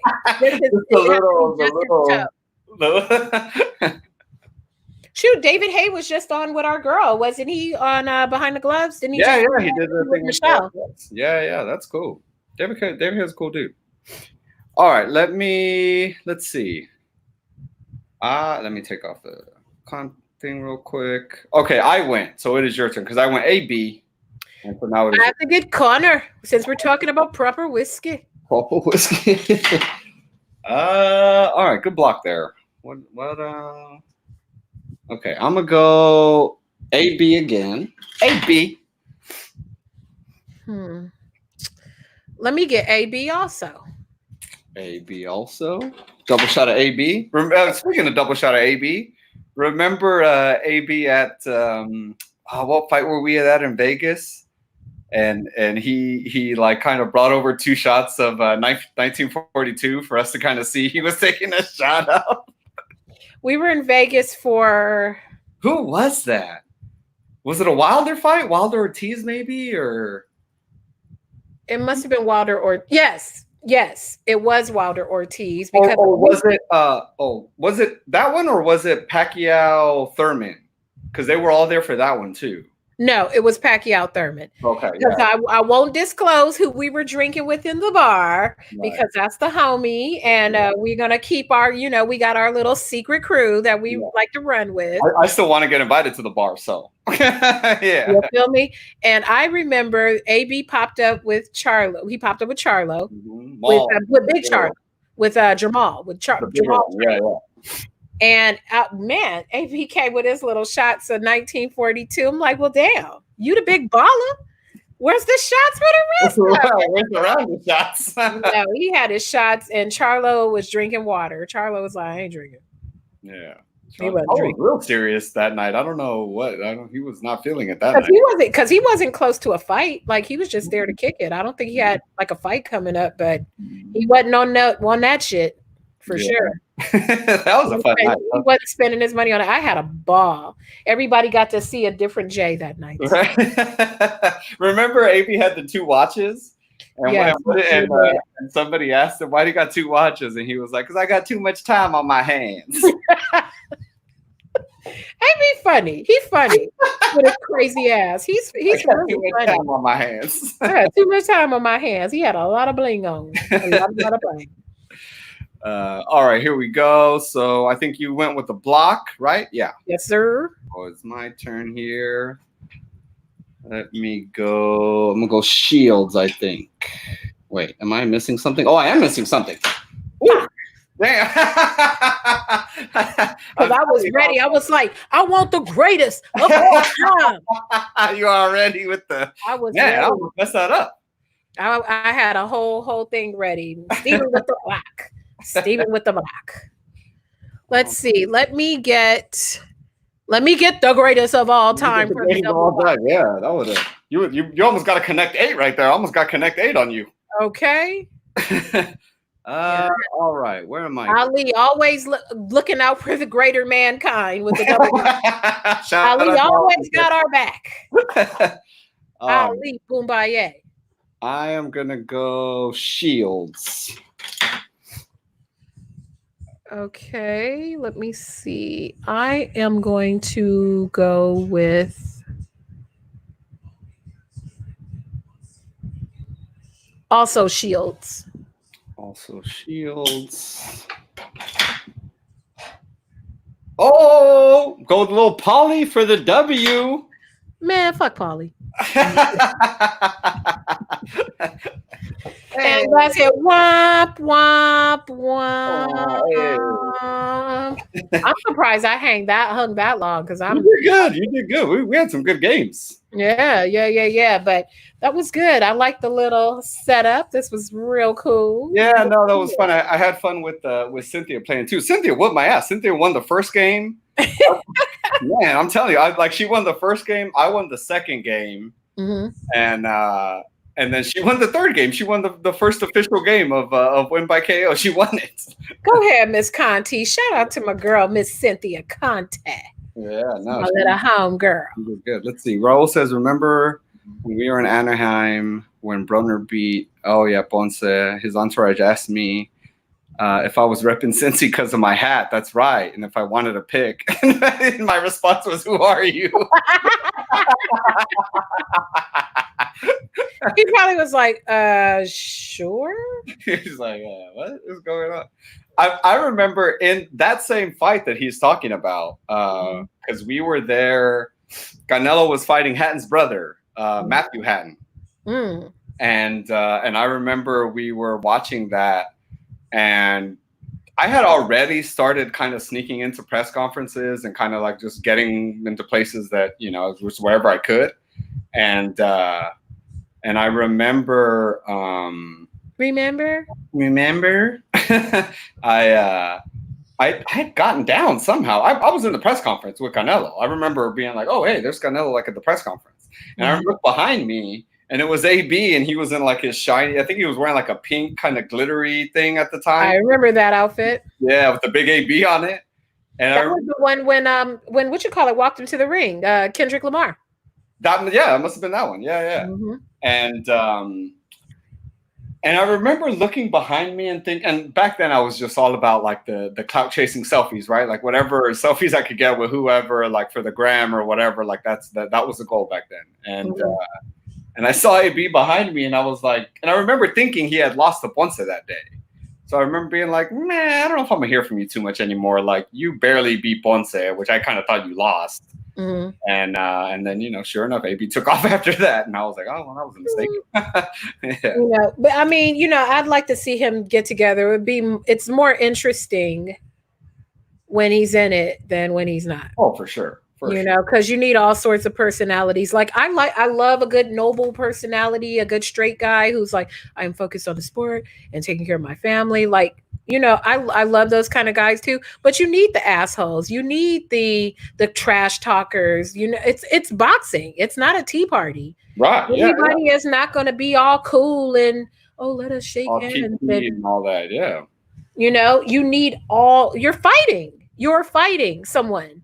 You have to be okay with them hitting you in your face. And if I'm okay with you hitting me, I'm going to talk crazy to you. Right.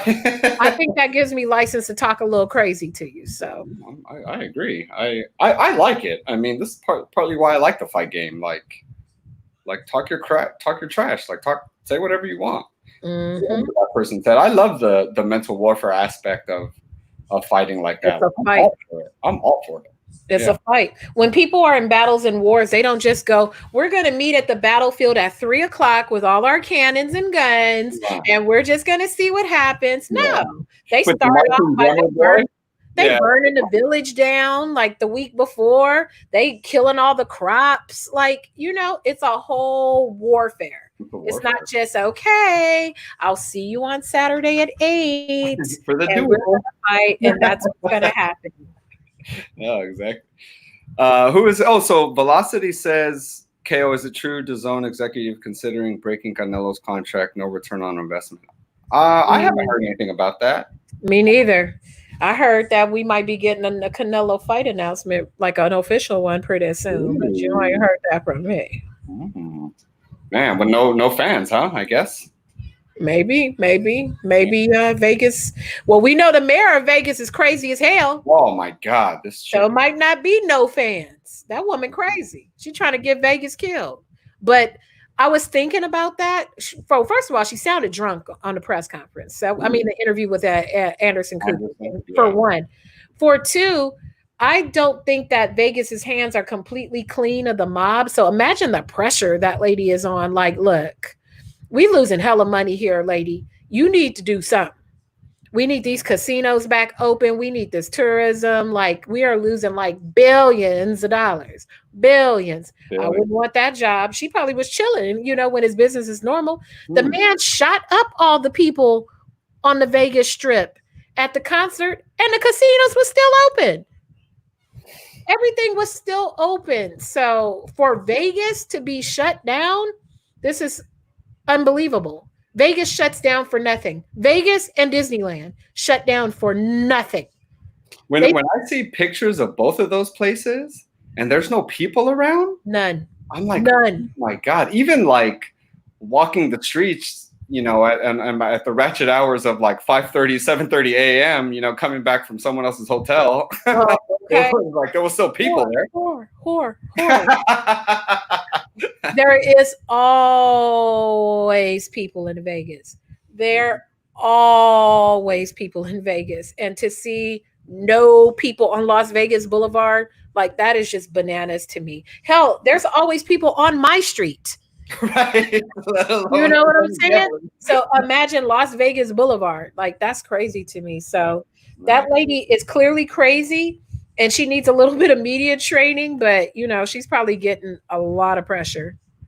Yeah, she's also like, I feel like we can almost guarantee that like the Republican mayors and governors are definitely going to be the first ones to open up. Oh, like, for sure. My boy in Texas, they opened some beaches already. Like, I'm sorry, my boy in Miami.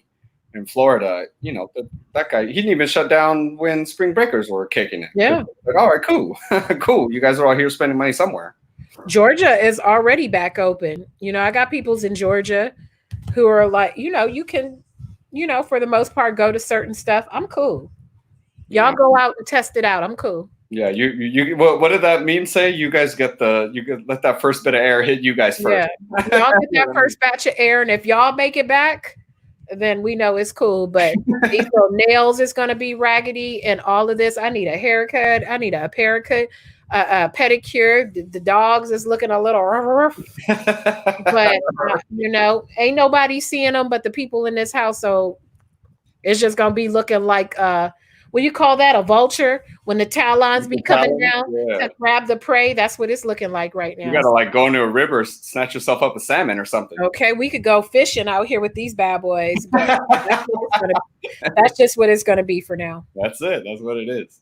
I want to get back to this comment real quick before we get off. Someone says, KO, why are these jokers acting like Andrade and Bud have COVID? Probably because I'm not trying to see any of those guys. I don't know though. What do you think about Andrade's situation? I feel like Andrade's situation is different than Bud Crawford's situation. Yeah, Bud's is clearly dictated by their inability to do business together, Top Rank and Eddie Hearn, because Bob is very forthright with his disdain for Eddie Hearn to the point that Bob is talking very nicely about Al Heyman, and we know that was not the case for a long time. Mm-hmm. Also, Bob is pretty hyped right now because his boy beat. Oh yeah, Bob's like, I want to do everything with PDC. Let me tell you, Tyson Fury is fantastic, but with Andrade, I feel very sorry for him. It's like he always gets it like right there in the position for the fight, but then they give him some other fight where it's like a wax style matchup and he doesn't look good in the fight. I remember when he was supposed to fight Charlo, but that was his fault. When he was supposed to fight Charlo when they were at 154 and the fight didn't go off, they were negotiating. I think he pulled out of when they were going to fight, when he was going to fight Jamal. Really? Yeah, that was when he pulled up in the press conference talking crazy to Jamal after Jamal whooped up on Julian Williams, J. Rock Williams. I remember that. I was interviewing DJ right before that. And you could see in my interview, it kind of looked like, oh, like he came in, like Maul came in. I was like, all right, man, I guess I'll let you go. It's about to start. He's like, all right, cool. And you could tell, like, I remember when he started talking, I was like, that was that look in his eye. Because he had a look in his eye like, this fool is about to trip. Like, you could tell Andre was coming in there to act a fool. Right. He's a funny guy. He's cool. For sure. But now, here, my thing is, with the case of Canelo has like a gajillion fights left on his DAZN contract. And Andrade has a title. Even if you only consider him a titleist and not a champion, snatch that belt up. It makes it all the more enticing for future fights. If your priority is legacy and belts, why aren't you fighting the person with the belt, whether it's an easy fight or not? That one just to be a gimme, because he still has like 5 fights left. He has hella fights. He still has to fight. Something like 5, because the total deal was like for 7-8 fights, right, or something. Yeah. He's only fought like 3. And I'm sure that the fans would rather see him fight someone with a belt than just some random. Right. You know what I'm saying?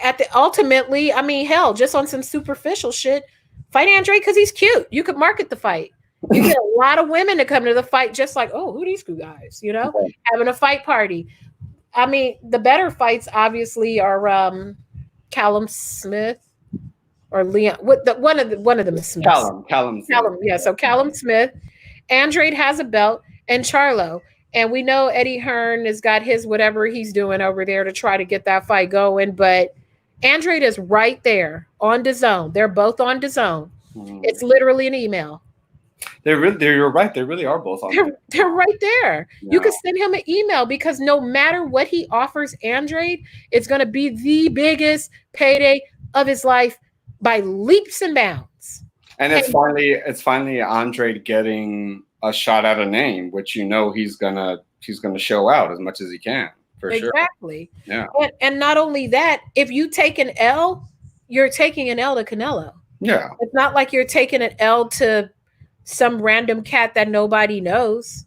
Like, like when Thurman was fighting Leonard Bundu, and that was a tight fight, and it would have been like, damn, he lost to him, because nobody knew he was. If you take an L, I'd rather take an L to the champ than to take an L to a random just to keep, or have a close fight with a random just to keep my O. I'd rather take the L and make your stock value go up, because you took the L to the champ. Yeah, no, it's an interesting road that Andrade, because he has the one belt, right? But the problem is that for Canelo wise, like, you're just becoming a middleweight champion again. It's not like you're becoming the undisputed champion or something like. Yeah. The thing, like, I don't know really what he would have to do. He'd have to try to snatch up all the belts, but which I guess he's trying with Charlo, because Charlo has the WBC one. But it's a tough road for him. The problem that I see with Andrade is that even when like those fights get pulled out, like the Billy Joe Saunders fight, when I don't remember there was that African dude named Okalajadi or something. Remember, I don't remember how to pronounce that dude's name, but he knocked the guy down like 4 or 5 times. Mm-hmm. It's like, you didn't finish. And I feel like if you got those finishes, and people might be like, hey, you at least have a highlight reel knockout that people can put on a clip and be like, why aren't you fighting this beast? You know? I just wish someone would pull the trigger just so there's no but what about in the future. Right. Because as long as no one fights him, then Andrade has a leg to stand on. Well, like, you never fought me. I had a belt. Right. Just pull the Band-Aid off. Just fight him, because then if you beat him, you are the champion. You're not a titleist. Right. You didn't get the belt just because someone vacated or whatever. You beat the man. And so no matter who it is, he still had a belt. And it can't be any worse than him fighting Chavez Jr., although we understand why he fought Chavez Jr. because of the money. It's a money grab. But in terms of the fight itself, it's a better fight. We know Andrade's going to come in on weight. We know he's going to talk a little bit of mess. And so... yeah, it'll be fun. It'll be fun. It could be fun. I mean, it could be a better fight than people think. It could be a bad fight for them because he's a southpaw. Is he a southpaw? He's a southpaw too, yeah. It could be a hard fight for him. It could be a hard fight for Triple G. I remember when Triple G was looking for a southpaw, and they were looking at Andrade, and they were looking at I think Billy Joe, wasn't Toriano Johnson. Oh, that's right. Mm-hmm. And they ended up not doing that fight. They ended up doing a fight with like a random. It was like Willie Monroe, or it was something random like that. And I'm like, just take the damn fight. If you believe in yourself, take the fight. He's got a belt. Triple G, man, that's who needs to jump on that, is Triple G, because Triple G ain't got no belts. Did Triple G get the IBF when he beat Devinchenko? Wasn't that for the IBF? I don't know. Because I remember. I don't remember. Canelo kind of got people like the IBF stripped Canelo. That kind of started the beef kind of between him and Golden Boy a little bit. Was he lost the belt and he's like, how did I lose it? And remember, that's right. That's right. I want to say that was up for Triple G Devinchenko, and Triple G won that fight. But Canelo was pissed off. That was some good fine media that week. That was some drama. The little house of Golden almost came tumbling down because he was pissed. He was. That's what we're going to start calling it, the House of Golden. The House of Golden. I like that. Yes. Well, hey, fam. Thank you so much for being on the show. I appreciate it. That was fun. You had fun? I had a great time. That was cool. I love the creativity. I love creative content because there's a lot of boring content out there right now. I can't see another interview of someone going, so when boxing opens up, who do you want to fight? Stop asking them stupid ass questions because they weren't fighting before boxing was closed. Right. That's good. Oh, yeah. So we heard that Muhammad Ali is going to rise from the dead to fight Evander Holyfield. Is that the fight you want? Stop asking them crazy ass questions because they were not fighting before the corona. They're definitely not fighting after because there's no money to put up. There's no money to put up. So stop asking them crazy, sensational ass questions about, oh yeah, who do you want to fight? They're going to fight whoever's available. Yeah, I as much as I would love for this this situation to turn out and okay, let's not wait that long and fight, the best fights now. You nailed it on the head. Like there's not going to be enough money. There's no money. There wasn't enough money before, so there's definitely not going to be enough money now for people to be like, all right, cool, yeah, and no gate, because just like Raul saying, how much money would an empty arena? Yeah, exactly. It was not going to make anything. So you're gonna have to pay. You have to charge, and even Canelo is in a weird situation because it's all DAZN. So I guess they'd have to buy it for the month, but DAZN ain't got no money because when boxing closed, people started canceling their subscriptions. Hell, DAZN was having a major layoff before Anthony Joshua got the belts back off of Andy. If Andy would have whipped up on Joshua again, it would have been a wrap for DAZN. Because that's the face of the brand. Because Canelo can do whatever he wants. Canelo could say, well, you know what? I'll just buy myself out because I'm rich. I can go back I could go to Showtime. I can go to ESPN. I can do whatever I want because I'm Canelo Alvarez. Hell, I could do my own thing.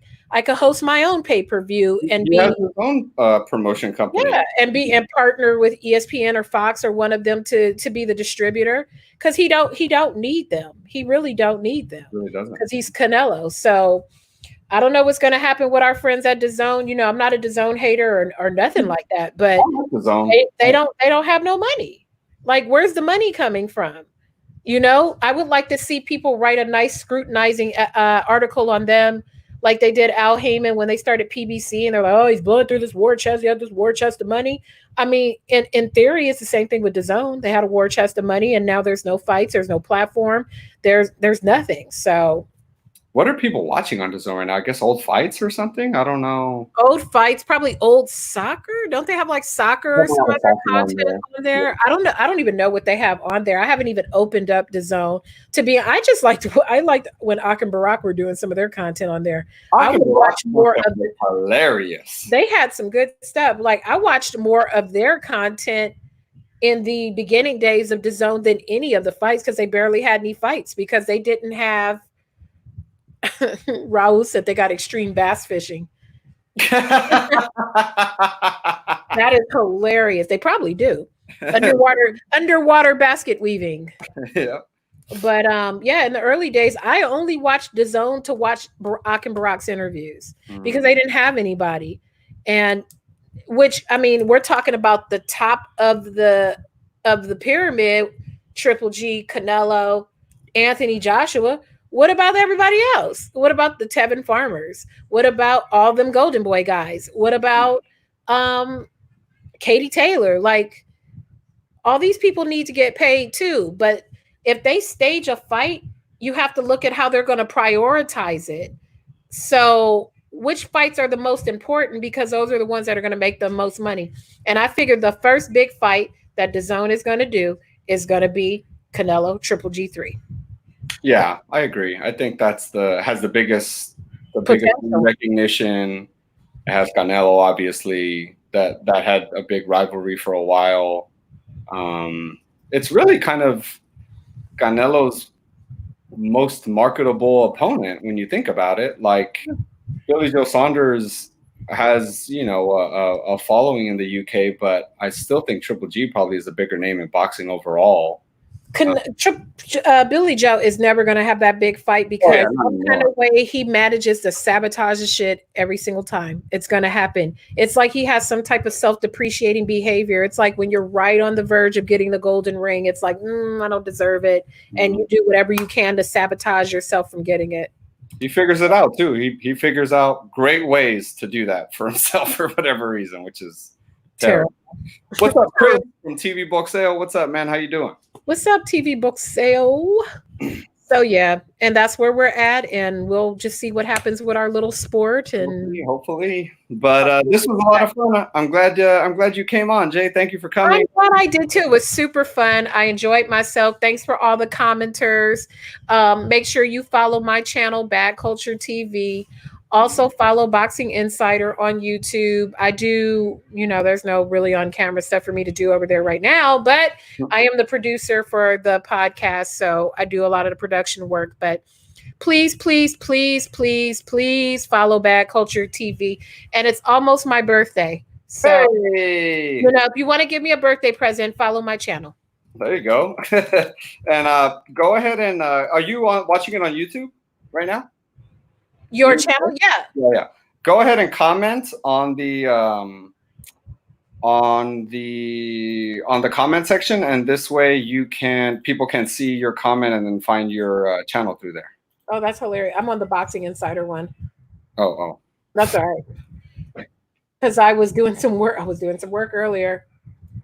And I had this one open because during this quarantine time, I've been fully immersed with learning all things Adobe. So I need to start working on Premiere Pro. I've been putting a lot of my effort on this, working out this like form, which I like it. It's working. I love it.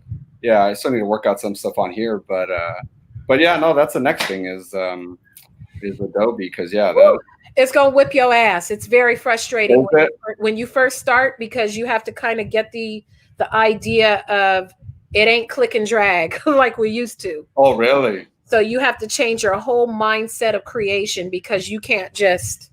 Oh wow! It's not like that because it's not an iOS program. So it's gonna challenge you, but it's like once you get the hang of it, it's like it's almost like instinctual. It makes sense. It makes sense. Oh, okay. It's like making a sandwich and putting Mm. layers on the sandwich. So once you get that past your mind, like, oh, I can't just put it on the bread. I have to stack it on the bread. Mm. So it's a work in progress. Let me not front like I'm just over here just hooking up stuff. You're coming up with like Yeah, no, but we're getting there. We're getting there. yeah, for sure. What's up, Chris? We're doing good, man. Hope you're doing good over there. I really miss the boxing media people. Like I don't I do my entertainment stuff, but it's just not the same. When you cover sports, it's just a different connection with people. Even if it's like people you like more than others, it's a different because you're working within a space where it's about the human triumph, the highs, the lows, the people coming from poverty and adversity, and it's just a whole different energy that people don't understand unless you cover boxing. Right. It's not like any other sport. It's very intimate, it's very relationship based, and it's just you get to see people are dieting down, people are starving trying to make weight. So you get the real human being that you don't get in entertainment, because in entertainment everything's amazing. Hey, hi. Oh my god, hi. Everything's amazing. And then like with NBA, NFL, and NHL and all that, those are so like white collar sports now because they're all driven by corporate greed and all of that kind of stuff. So I mean, it's just a different energy. Like you can't touch basketball and football players like you can touch boxers, because a lot of boxers might be your neighbors still. They might be getting good fights and still live in the hood. You know what I'm saying? Basketball players, once they get the signing bonus, they out. Right. Boxing don't work like that. Even if you get a good signing bonus, you have so many people you need to pay back and reimburse outside of your promoter, from your cut man. Your mama might need something done to the house. You got siblings who might be in college. Your neighbor might have taken you to the gym every single day because your mom was working or your dad was working 3 jobs to put food on the table. So you have a neighbor who held you down. Like it's just a whole different thing than these other sports that people will never ever understand and never appreciate until they do it. Until you do it. Yeah, it's true. It's true. And I think the fact that we're all there is definitely something to us all being fans of the sport. Like, because I noticed like the times you've taken me to entertainment stuff, I noticed, I don't know, I feel like that side is, like you said, very high, and kind of like the supporters are like that as well, like to each other, and it's very fake. Yeah, it is. It is very fake. It's very sexy, but it's very fake. It's very, very fake. Yeah. Because you'll never get a real interaction. And if you do get a real interaction, it's someone on the come up. Right. Wants your help or something. Yeah. You could get some real energy from your favorite boxer, unless it's like Floyd, but you can get some real energy from a Wilder, from a Jojo Diaz, from a Tevin Farmer, from even a Canelo in a certain sense. When you can break that, when you can get through the armor. Yeah. But you just can't get that in any other sport, because just the controls and all of that, it's just not the same. I can't go pop up at the Laker facility over in El Segundo and just watch them practice. Right. Yeah, exactly. Even if I am cool with somebody, unless I'm like LeBron's cousin. Like, even then I might not even be able to get in there. But boxing is so intimate. They might tell you, hey, why don't you come by and train if you want to train? I've done that before. Yeah, I've been in the gym with one of the last workouts Andy had before he left to see Anthony Joshua in New York. I was there now, and I showed up on I texted his trainer, hey, bro, are you guys going to be there today? He said, yeah, we'll be there. I was like, all right, cool. You definitely can't do that if you're, if you want to see, like you said, the Lakers or anything like that. And kind of something to a point that you said about, like, that's how entertainment people are high and kind of that like fake thing. Like you don't get a positive kind of reaction from a fighter unless you kind of get it from them as an interviewer. You know, like some people will be like that, but fighters are, like you said, they're kind of have a hard shell, and you have to kind of touch their heart. You have at the core of every fighter, no matter who they are or where they're from, it's all about their heart, because you got to have a hell of a heart to be a fighter. Yeah. Just to get to the training, damn the fight. You know, damn the fight. Just the camp is crazy. There's a gym here, down here in the hood where I live. It's called the Broadway Boxing Gym. And they used to use the exterior for the show Ray Donovan. And it's like I'll roll when we can roll. Distance, I'll roll you over there. Yeah. And you know, it's your typical gym, you know, it's grimy, it's in the hood, you know, it's very hood, but it's just a certain level of heart that you have to go into a gym every day to mix it up with somebody, you know, just to do the crunches and let somebody drop a weighted medicine ball on your stomach, or just to put the weight on your neck to do. I mean, the training is crazy. I went through a couple of workouts. I thought I was going to die, and I didn't even do nothing.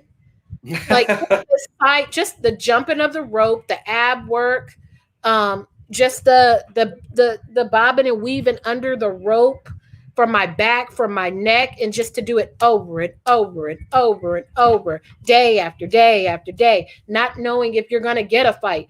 Even if you're going to get a fight, if you're going to make more than $50, and you still got to pay your cut man and your trainer and try to buy dinner for your family. It takes a different kind of a human being and a different kind of mental toughness to do that every single day, and potentially someone knock you the fuck out.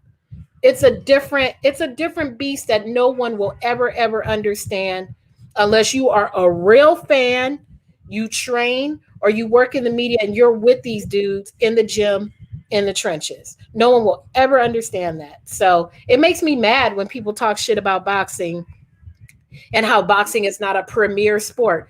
All them people who are talking about it couldn't even do it at all. All. Just because you're in shape don't mean you can box. That don't mean nothing. Yeah. Look at Andy. No, it's nothing. Completely different. It's yeah, like you said, it's hard to describe to somebody like I mean, you and I have been to press conferences where, like, you know, fighters are struggling to make weight because their like tongue is dry, their lips are like, when they're talking to you, it's like they have no moisture in their body because that's how depleted they are. Man, it's true. 2-3 days before the fight is, you know, and I mean, people just don't understand. Basketball players, you know, they stay in shape, but they still gonna go home and lay in a comfortable bed. They could, you know, they can kick it and whatever. A fighter a week before the fight is sitting there, they're starving. And more than likely they've withheld creature comforts for them because they need to be in that mode to fight somebody. That's a different energy. And then you have to walk out. It's like the oldest sport. It's just you and that person. There's no ball. There's no nothing. And then you've got to walk out in front of all these screaming ass people who are going crazy. They're saying everything. And just the energy of that on a fight night, it's very emotional. If you are passionate about boxing, being in an arena when they do a ring walk, it's highly emotional. Like you could just feel it. You feel it. It's like nothing else. So, you know, all them haters who talk about boxing is whack, they could eat a you know what, because they don't even understand at all. Know. Yeah, they don't get it. And I think you said it perfectly. There's no way to describe that feeling. That energy of knowing these two men have spent the last maybe 2 months of their lives, if not more, just like breathing, eating, drinking this other person, and just thinking like, it's the moment. This is the moment I've worked so hard for, that I've been sore for in bed for, that I've taken punches in the mouth, like I've bled nosebleeds and cuts and whatever like happens during camp that you and then it's like, all right, like it all culminates in this moment. That's crazy. Or even lastly, even on that, just or even being sick. Think about the times that you've started a new diet and you're decreasing what you eat, and you're like, oh, I'm trying to lose a few pounds. I'm going to stick to fruits, vegetables, and just your immunity changing. How many times have you caught a cold or gotten sick when you started a new diet? So imagine a fighter has come into camp now. Their immunity is changing because they've left the comfort of their home to enter camp. Gyms are dirty. You losing weight. Somebody's whooping on you for hours, whether you whooping on yourself or you're training. And then you imagine getting sick and imagine being congested, but you got to have your headgear on because you don't want to get cut or anything before the fight. And you trying to fight, and they got you with heavy gear on and weighted vests and sweats, and you're doing road work for 4 miles with 5 pounds of sweats on, and then you go to the gym, and then you're doing thousands of crunches, and then you're shadow boxing, and then you're doing heavy bag. Your hands are jacked up, your hands hurt, and then when you think you can't take any more, you're 3 weeks out, and then you start to spar, and then you got to spar hard with somebody because you want to be ready, and you're sparring lots of different people. You're not sparring one guy because you need to get ready for all what possible styles could come at you. So this day you sparring a big guy. Okay, today you're going to spar a little quick guy. Okay, tomorrow you're going to spar a left-handed guy, and you're hungry and you're starving and you're sick and you're starving. And then you got to mentally be tuned into these people so they don't jack you up. Boxing is some crazy stuff. It's crazy. It's crazy. And that's why we love it. Yeah, no, it's true. We love it. I love it. I can't wait for boxing to be back, but obviously things are more important than that. But I mean, I can't wait to we can live normally again and just watch a fight among just other fans and everybody else around. That's just to be able to experience that again. I know. Definitely. Hopefully soon. Well, I will definitely put your channel link in the description box when I'm done. But I just want to say thank you, Jay, so much for being part of the show. It was great. I had a great time. I hope everybody watching had fun watching us jaw jack. For sure. And I'll definitely have you back. I think I'm going to do like a tournament or something at some point. Ooh. So well, we know my ass won't be in a tournament. Maybe I'll just can I be the announcer? Can I like call it? Or hey, I just want to either call the fight or I want to be like the ring announcer. I like that idea because I'm going to be a participant in this, so I might make you kind of the host of that, and you can kind of have people go back and forth. Yeah, I like that. Yeah. We'll talk about that. My no playing ass is in no danger of making it any further in the tournament. No danger of that happening. But hey, Jay, thank you again for being on it. Appreciate you. And everyone go to the Jay's Bad Culture TV. Search it on YouTube. I'm going to have it in the description as well. And thank you guys all for watching. Appreciate it. Thank you, Raul. Glad you enjoyed it. And see you guys next time. Thank you. Thanks.